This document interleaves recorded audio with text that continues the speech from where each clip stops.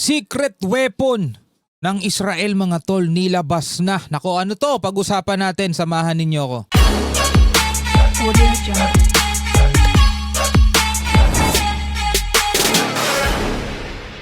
Alright, welcome ulit sa ating bagong video reaction, review, commentary, opinion, criticism at kung ano-ano pa. So meron tayong balitang panonoorin ngayon mula rito sa Wiyon. Sabi rito, tinest ng Israel ang kanilang upgraded na Iron Dome. Ito yung Iron Beam combo against aerial threats. So mas lalo nilang pinalakas yung kanilang air defense system. Di mga tol, no? Sabi rito, Israel has successfully tested an upgraded Iron Dome air defense system integrated with the new Iron Beam laser weapon. Ito yung binibigyan na natin ng reaction last year pa. Diba? Imbis na halimbawa may paparating na missile sa kanila, imbis na magpapakawala sila ng mga missile din para i-intercept yun sa kalawakan kasi nauubos yun mga tol eh. 'Di ba?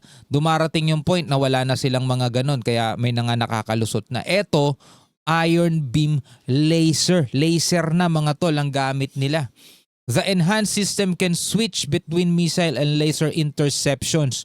So para mas malaman natin ng buong detalye, eto panoorin natin mula rito sa Wiyon mga tol. Samahan ninyo ko. Yan. Etong mga to, eto yung kanilang Iron Dome. Alam nyo naman yan eh, pag may dumarating na mga drone, kapag may dumarating na mga ballistic missile mula sa kanilang mga kalaban, mapa-Hezbollah man yan o sa Iran, ito yung nag-i-intercept nito mula sa kalawakan kaya hindi sila masyadong napipinsala. May mga bumabagsak sa kanila projectile o yung mga debris na lang. Pero minsan kasi kapag etong mga battery nito, etong mga missile na yan is nauubos din. Di ba? Hindi naman unlimited yan mga tol na pinoproduce din yan eh. Sa mga games lang yung unlimited eh. Pero dito pag nauubos yan at talagang na-overwhelm sila sa dami ng pinapakawalan ng Iran. For example, nagpakawala ng 500 ang Iran. Doon may mga nakakawala na talaga doon mga tol. Pero etong laser beam nila mga tol, eto'y mas matindi siguro to, no? Hindi na nauubos yan kasi laser yun eh.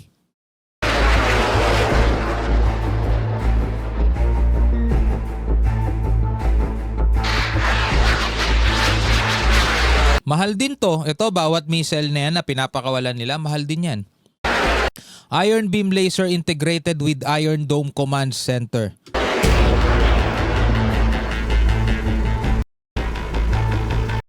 Ito yung ginagamit nila ngayon.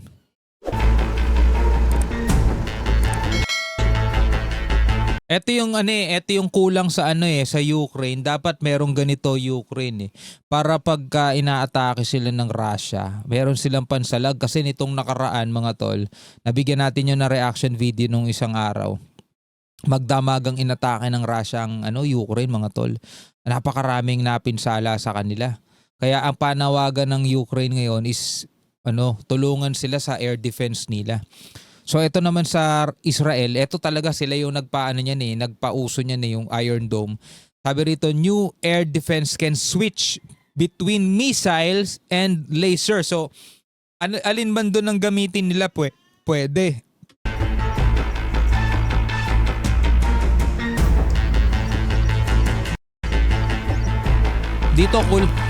Dito sa bagay na to kulang din ng Iran. Isa rin yan sa kahinaan ng Iran mga tol. No? Na nagkakaroon sila ng air defense system nila mula sa China. Kaso sumasablay. Yun ang problema mga tol eh.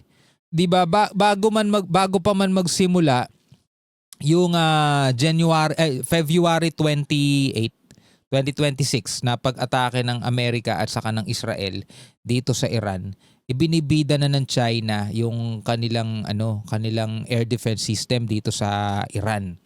At saka yung Russia din, meron din sila doon.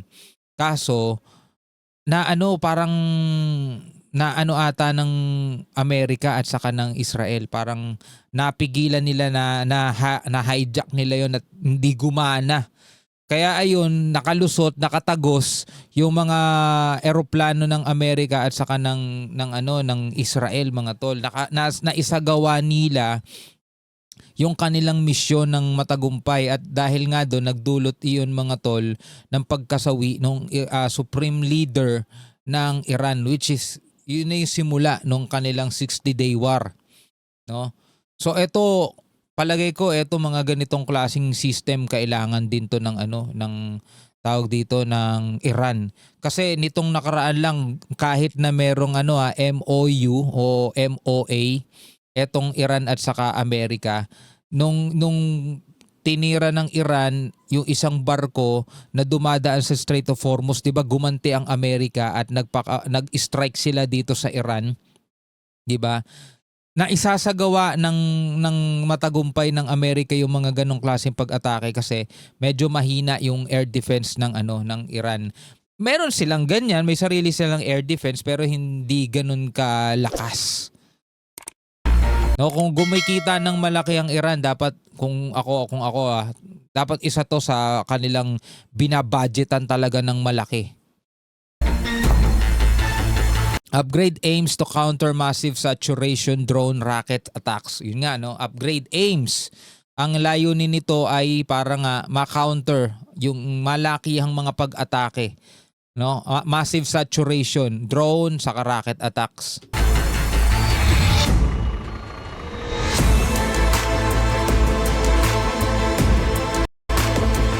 Iron Beam offers faster, low-cost threat interception. Yung pa, low-cost pa. Mura lang ang gastos nila, unlike dun sa mga missile nila. Talagang $1 million din kasi ang halaga ng bawat bawat missile ng kanilang Iron Dome eh.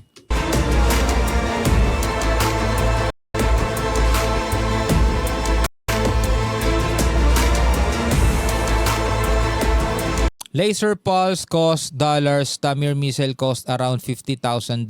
Ooh. $50,000. So mura na yan para sa kanila. Samantalang dito napakamahal na yan. Yan, nakikita niya mga mga ini-intercept ng Iron Dome ng Israel yung mga paparating na missile mula sa kanila mga kalaban. Iron Dome has guarded Israel since first 2011 interception. Mula 2011.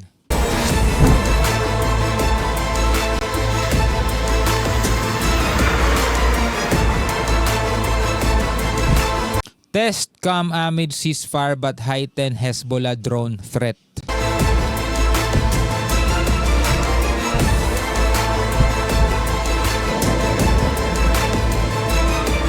So sa modern era talaga mga tol, masasabi natin talagang masyado nang maunlad o masyado pang pinapaunlad nila ang kakayanan ng kanilang mga sandata at depensa na kung titignan mo kapag lumala pa ang mga sigalot ng kaguluhan, ano pa kaya ang pwedeng sapitin ng ating daigdig kung magpapatuloy ang kanilang mga banggaan, no? Ano sa tingin ninyo mga kapatid? Eto, ulitin ko lagi ko naman sinasabi, wala tayong kinakampihan alinman sa mga bansang ito kasi bakit tayo kakampi kung whenever na naglalaban sila, lamang mang itong kabila o lamang mang itong kabila, kahit na sino ang nakakalamang sa kanila, iisa pa rin ang dulot niyan sa atin. Diba? Tayo pa rin na nagdurusa sa pagmahal ng mga presyo ng gasolina na later on susundan na pagmahal ng mga bilihin. Diba? Apektado tayo eh. So bakit tayo papanik sino man sa kanila? No? Etong ginagawa natin for awareness lang para alam natin mga tol, bakit nga ba nangyayari to sa ating daigdig, diba? So hanggang sa muli mga tol, peace out.